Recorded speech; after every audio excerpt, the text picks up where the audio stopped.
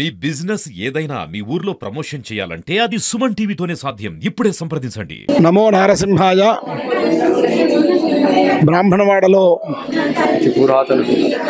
1200 సంవత్సరాలకు పూర్వం నుంచి విరాజిల్లుతున్నటువంటి శ్రీ దుప్పలక్ష్మీ నరసింహస్వామి వారి దేవాలయాన్ని 2015లో జీర్ణోద్ధరణ చేసి ప్రస్తుతం ప్రతి సంవత్సరం స్వామివారి యొక్క జయంతిని కళ్యాణాన్ని అత్యంత వైభవంగా భక్తులందరి సమక్షంలో చేసుకోవడం అనేక సంవత్సరాలుగా ఆనవాయితీలో ఉంది.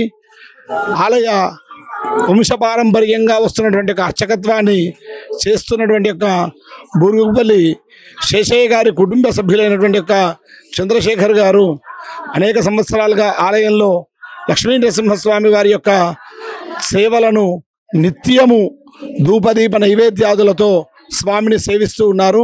అటువంటి ఆలయంలో నిన్న స్వామివారి యొక్క జయంతి ఉత్సవం సందర్భంగా 108 కలశాలతో దివ్యంగా స్వామివారికి వేద మంత్రోచ్చారణల మధ్య అభిషేకం జరిగింది.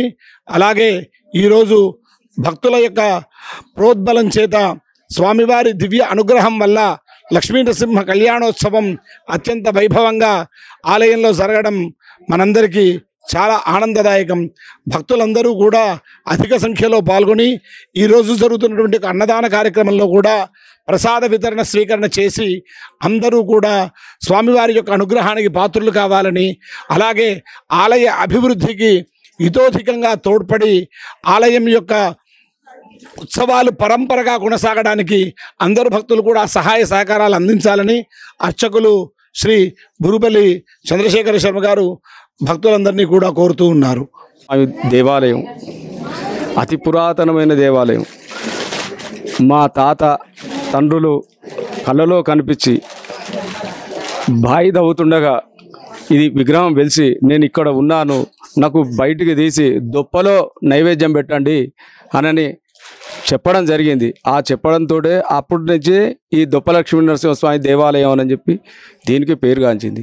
ఇది మనం ఆ కింద నడిచేదానికన్నా 5 ఫీట్ల కిందకుండే ఈ దేవాలయం అతి పురాతనమైన దేవాలయం.